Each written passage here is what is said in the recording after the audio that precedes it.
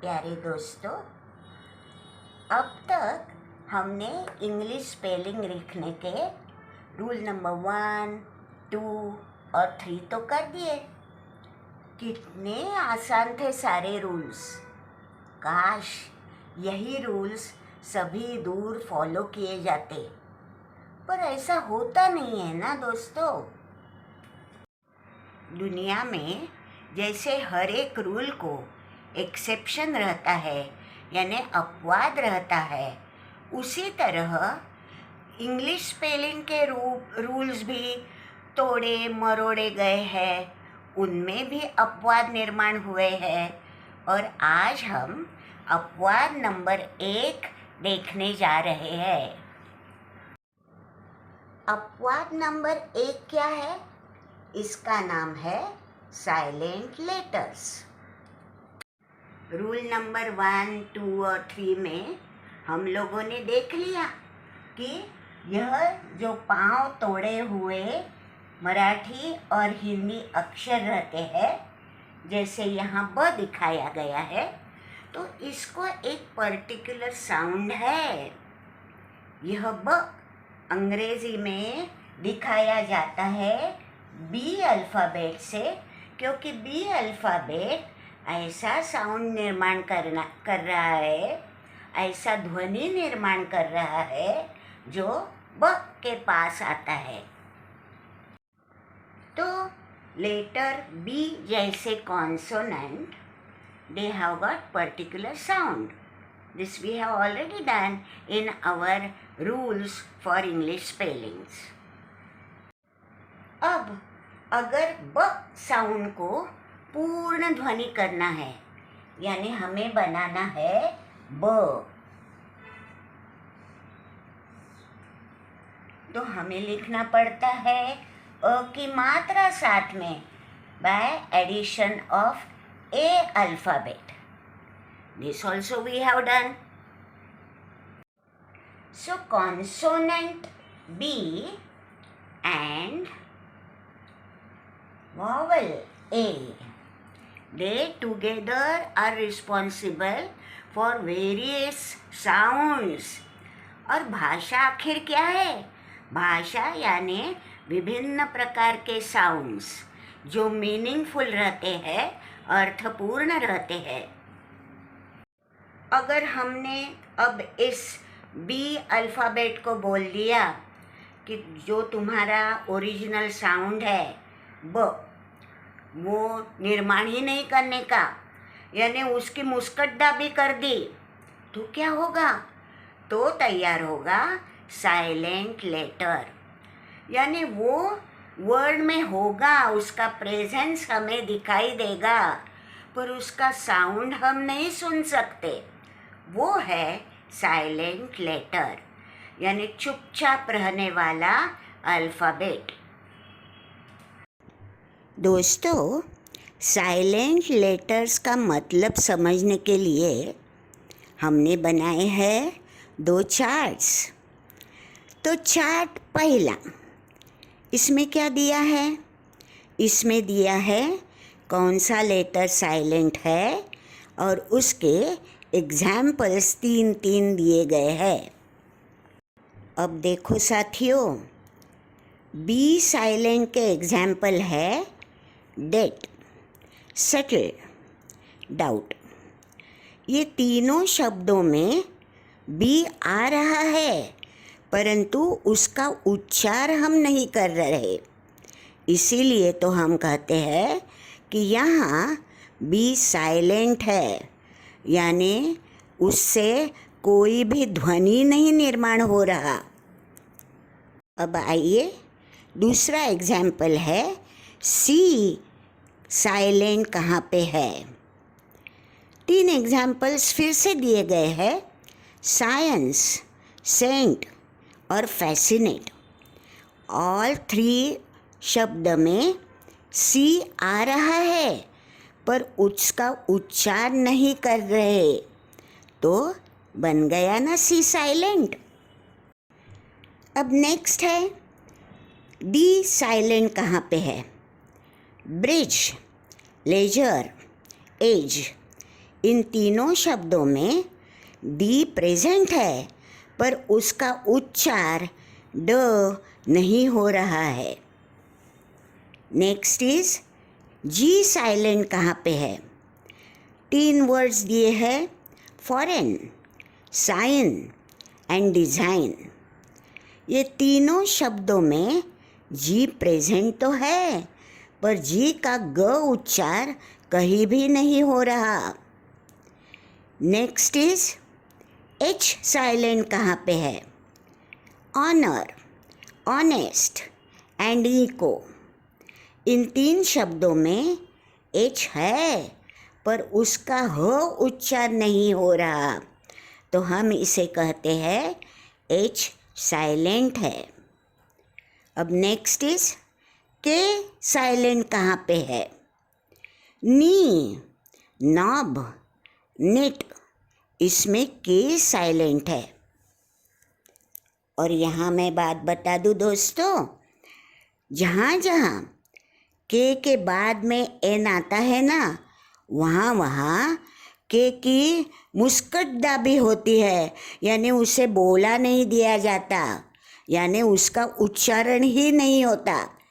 So KNEE is not कनी, it is नी। के को हमने उसका गला घोंट दिया।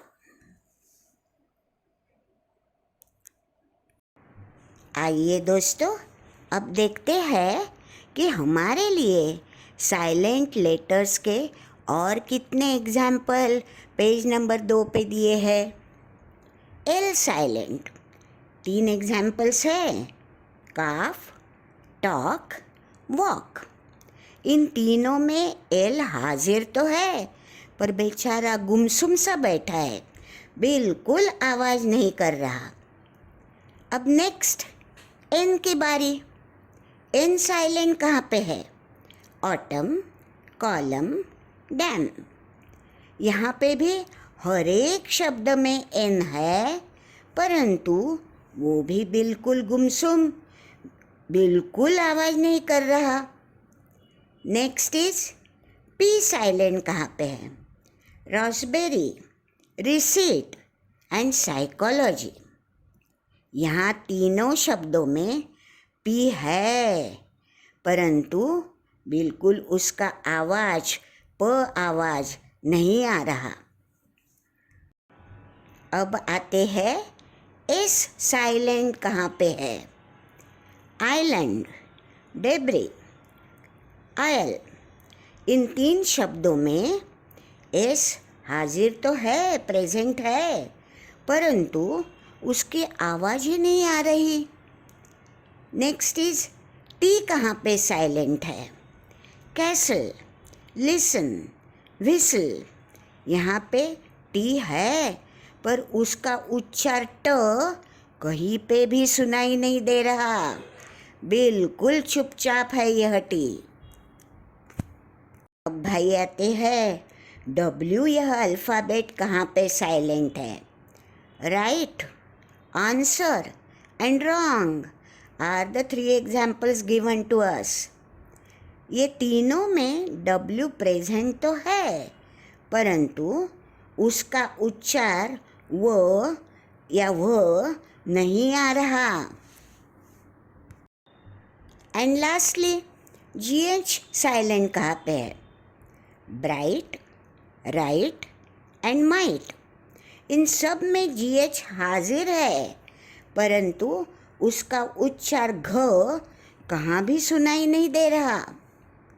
तो दोस्तों, ये थे थोड़े से एग्जाम्पल ऑफ साइलेंट लेटर्स।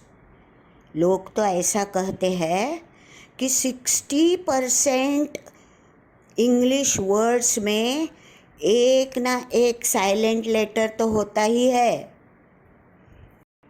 ये साइलेंट लेटर बहुत ही डरावने हैं, क्योंकि यह हमें कंफ्यूज करते हैं। हम स्पेलिंग अच्छी तरह से झट से लिख नहीं सकते, और स्पेलिंग रिमेंबर करने में, याद करने में भी कठिनाई होती है। तो दोस्तों, इन साइलेंट लेटर्स को याद कैसे रखा जा सकता है? यानी साइलेंट लेटर जहाँ जहाँ आते हैं उन शब्दों का स्पेलिंग हम कैसे लिखेंगे, और उनका उच्चारण तो और भी कठिन होगा। तो दोस्तों, आज मैं आपको बताने जा रही हूँ एक ट्रिक जो मैंने अपने बचपन में अपनाई थी। यारों, मनुष्य का स्वभाव ही ऐसा होता है कि दूसरों की गलतियाँ हमें अच्छी तरह से याद रहती है ना? तो दोस्तों, आप समझ लेना कि ये साइलेंट वर्ड्स जो है ना, वह गोरे साहब की गलतियाँ है। पहले तो अंग्रेज़ी भाषा ही लैटिन भाषा पर आधारित है, और लैटिन से जब अंग्रेज़ी बन गई तब लैटिन के बहुत सारे अल्फ़ाबेट्स उस भाषा में वैसे के वैसे पड़े रहे, और इसीलिए साइलेंट लेटर्स की निर्मित हो गई अंग्रेज़ी भाषा में भी। अगर आप मुझसे पूछोगे कि ये साइलेंट लेटर्स गोरे साहब की गलतियां हैं, तो इसमें सुधार क्यों नहीं लाया गया अब तक? क्यों नहीं साइलेंट लेटर्स को हटाकर बच्चों का बचपन सुखमय कर दिया गया? साथियों, इसके लिए आपको तो थोड़ी सी हिस्ट्री यानी इतिहास देखना पड़ेगा। एक ज़माना था कि सारी ओर ब्रिटिश राज फैला हुआ था। हमारे भारत ने 150 साल की गुलामी सहन की है। हमारे ऊपर नाना तरह के जुल्म हो रहे थे। अंग्रेज़ी भाषा में कई गलतियां हैं, यह कहने की हिम्मत ही किसी के पास नहीं थी। 1947 में हमें आज़ादी मिलने पर हमारे भारत देश ने इतनी प्रगति की कि आज पूरी दुनिया हमारी तरफ विश्व गुरु होने के नाते देख रही है। उम्मीद है कि एक न एक दिन भारत देश यह इंग्लिश स्पेलिंग्स में आने वाले सारे एक्सेप्शंस को, सारे अपवादों को हटा देगा और इंग्लिश स्पेलिंग होगे रूल के अनुसार, ताकि हर एक बच्चे का जीवन सुखमय हो। छोटू, तुम क्या कहते हो इस बारे में? अंग्रेजी कर दी आसान, अंग्रेजी कर दी आसान, देख खिली मुस्कान, देख खिली मुस्कान।